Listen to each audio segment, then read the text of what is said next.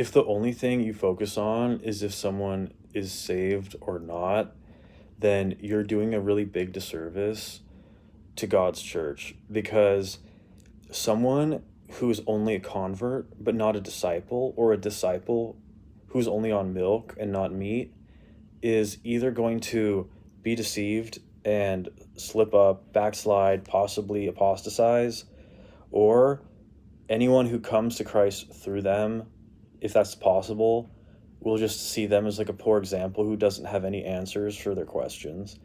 And also, if they're weak, they're not going to show any fruits. And so people will actually not even come to Christ because of them.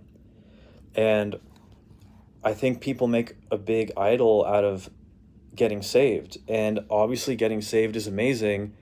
It's the best free gift ever. But the thing is we're called to be sanctified, to grow in our knowledge and in our good deeds. And so, this idea that, you know, you try to have good doctrine and rebuke people who have bad doctrine, oh, but like you can't do that if they're saved. It's like, dude, there's more to life than just being saved. Like, it's not division to correct someone. I mean, you know, there are certain divisions that are important. It's like if you're teaching false doctrines that are flammable heresies, you know, rather than damnable heresies, that's still bad.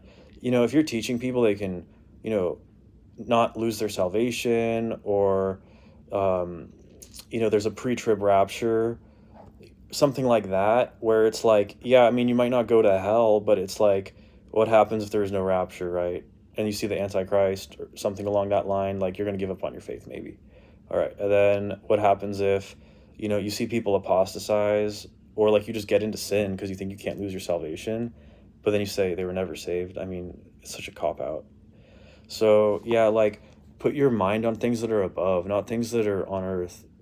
You know, like obviously I don't divide over every single thing. Like there's cool guys I know who believe in the rapture. There's, you know, there's cool guys who think once you're saved, always saved. But like I don't have to agree with their doctrine, and I don't have to go to their church either.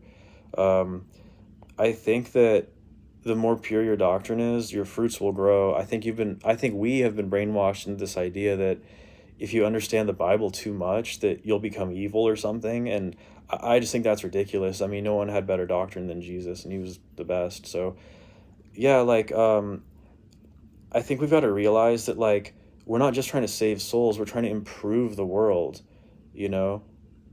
Go make disciples of all nations. Godspeed.